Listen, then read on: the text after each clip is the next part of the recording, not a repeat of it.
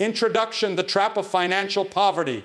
Why do some people work tirelessly, pouring their sweat and tears into their labor, yet still find themselves trapped in a cycle of financial struggle? Meanwhile, others seem to prosper effortlessly, as if wealth flows to them without resistance. This isn't just a question of luck or circumstance. It's a matter of wisdom, stewardship, and divine principles. Financial poverty isn't just about empty pockets. It's about the stress that keeps you awake at night, the fear that whispers doubts into your heart, and the hopelessness that makes you question whether things will ever change. But today, we're going to expose the 3 financial mistakes that have been silently chaining you to poverty, stealing the abundance God intended for you. This isn't just about money. It's about breaking free from lies that have held you back, lies that have convinced you scarcity is your destiny. Think of it like building a house on sand. Jesus warned us in Matthew 7:26-27 that those who hear his words but don't put them into practice are like foolish builders. When the storms come, their foundation crumbles. The same is true with our finances. If we ignore God's wisdom, if we keep repeating the same mistakes, we'll keep sinking deeper into lack.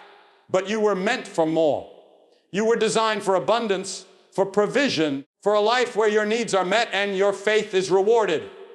The enemy wants you to believe poverty is your portion, but that's a lie. Today, we're tearing down those lies and replacing them with truth. We're going to uncover the 3 financial traps that keep people stuck.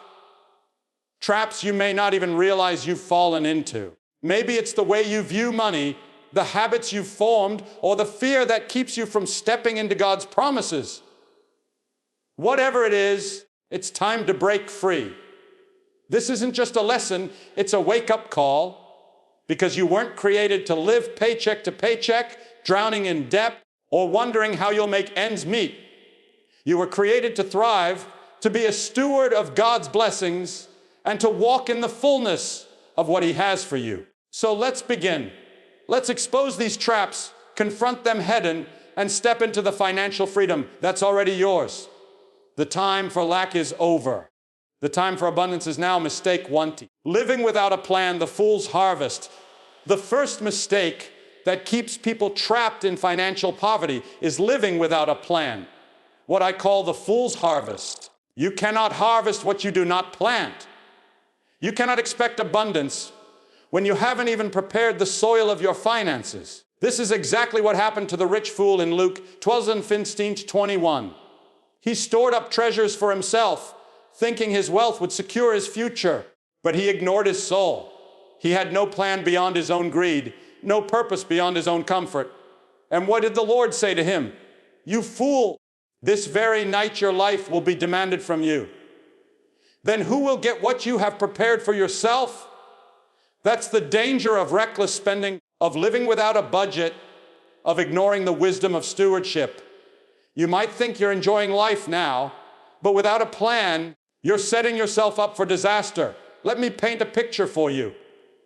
Imagine a family, let's call them the Johnsons. They work hard, they bring in a decent income, but every month they're drowning in debt. Why? Because they live on impulse. A new TV here, a spontaneous vacation there, a closet full of clothes they never wear, no budget, no discipline, no vision for the future. They're like the rich fool, storing up temporary pleasures but neglecting their long-term security. And when the storms come, a medical emergency, a job loss, they have nothing to fall back on. No plan, no purpose. No purpose, no progress. But contrast that with Proverbs 21:5, where the Lord tells us, the plans of the diligent lead to profit as surely as haste leads to poverty. Do you see the difference? One path is reckless, short-sighted, and leads to lack. The other is intentional, disciplined, and leads to abundance.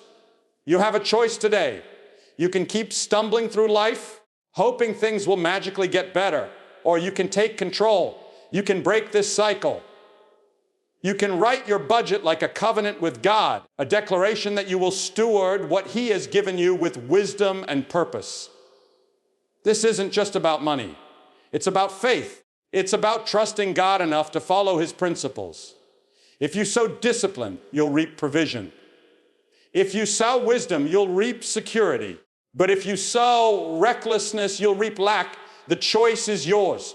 Today is the day you stop living like the fool who stored up treasures but lost his soul. Today is the day you plant seeds for a harvest that will last. No plan, no purpose.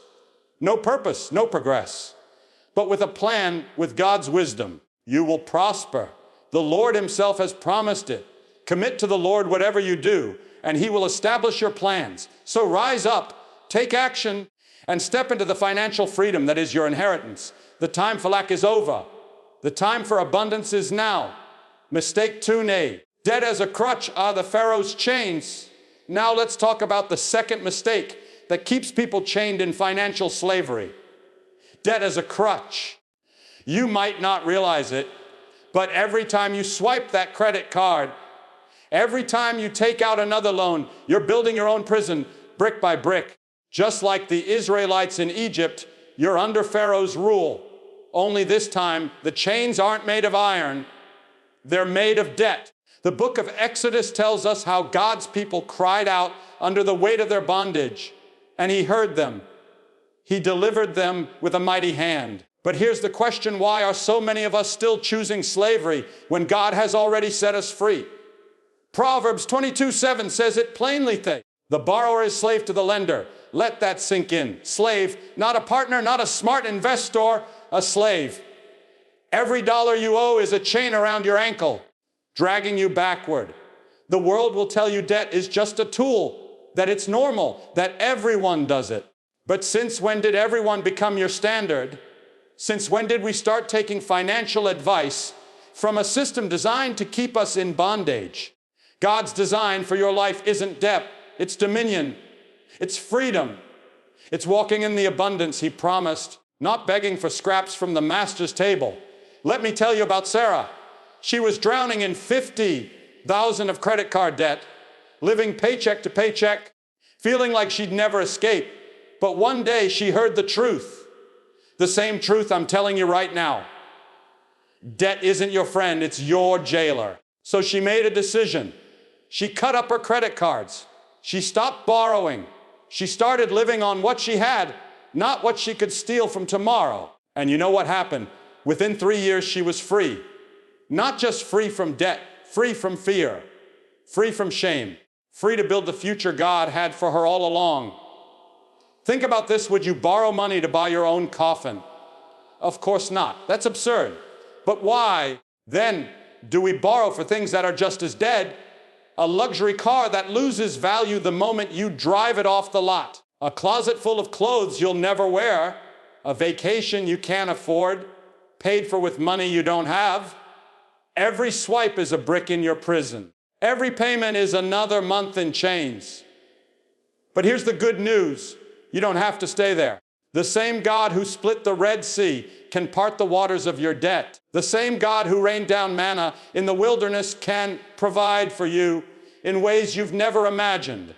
But first, you have to make the choice. Tear up the chain, start your exodus. Stop believing the lie that debt is inevitable. Stop letting Pharaoh dictate your future. You were made for more than this. You were made to walk in freedom, to thrive, to leave an inheritance for your children's children. So today, I'm calling you out of Egypt. I'm challenging you to take the first step. Cut up the cards. Make a plan. Say no to the temporary so you can say yes to the eternal. The Lord didn't deliver Israel so they could long for the onions of Egypt. And he didn't set you free so you could crawl back into chains. Rise up, break free. Your exodus starts now. It is for freedom that Christ has set us free. Stand firm, then, and do not let yourselves be burdened again by a yoke of slavery. The time for lack is over. The time for abundance is now. Mistake 3, ignoring eternal investments, the Judas trade. Now let's confront the third and most dangerous mistake. Ignoring eternal investments, what I call the Judas trade. You see, Judas Iscariot had a choice.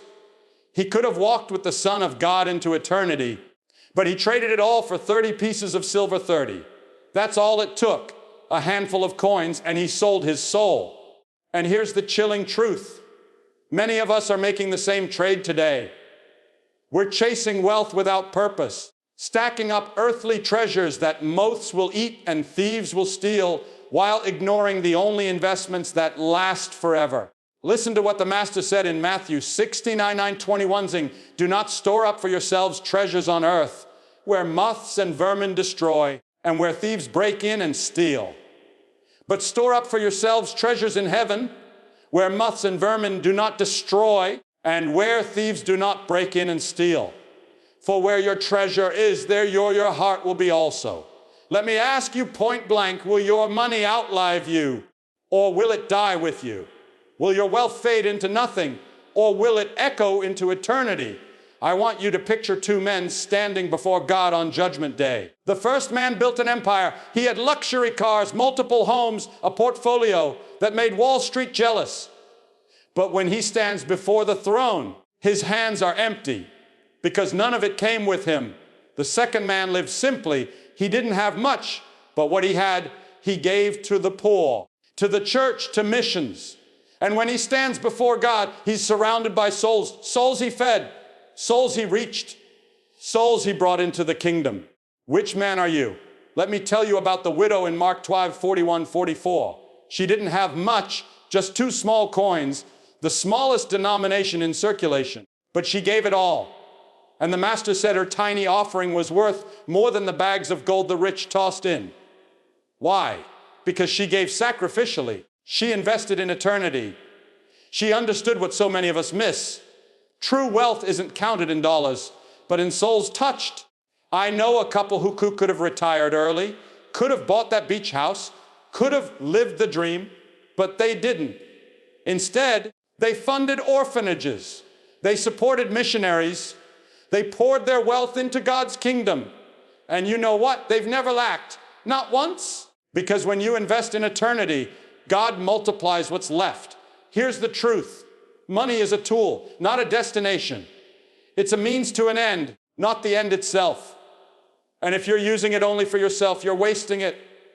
You're trading eternity for temporary comfort, just like Judas. But if you use it for God's kingdom, if you sow it into things that last, you'll reap a harvest that never fades. So I'm challenging you today, stop the Judas trade. Stop selling your soul for silver. Start investing in what matters. Give like the widow. Live like the couple who chose souls over stuff. And watch what God does. Because when you put his kingdom first, he takes care of the rest. Seek first his kingdom and his righteousness, and all these things will be given to you as well. The choice is yours. Eternal investments or empty riches. The Judas trade or the Savior's reward. Choose wisely. Your eternity depends on it. Conclusion, your financial liberation manifesto, no plan, you're lost. Debt, you're enslaved. No eternal vision, you're bankrupt. These are the 3 financial mistakes that have kept you trapped, stuck in a cycle of lack, while the world tells you it's just bad luck. But today, right now, you rewrite your story. You are not defined by your past mistakes. You are not a prisoner of your circumstances. You are a child of the Most High God, and he has a plan for your prosperity, not just for your sake, but for his glory. Let me remind you of the promise in Jeremiah 29:11, where the Lord declares, "For I know the plans I have for you, plans to prosper you and not to harm you, plans to give you hope and a future."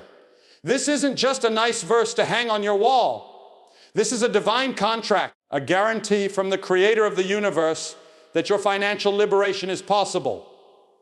But you have to step into it. You have to break free from the lies that have held you back. No plan, that ends today. You will sit down, you will write your budget, you will set your goals, and you will move with intention. Because a ship without a rudder drifts, but a ship with a captain reaches its destination. You are the captain of your finances, and it's time to steer your life toward abundance. Debt, that chain is being broken. You will no longer live as a slave to lenders, working just to pay interest.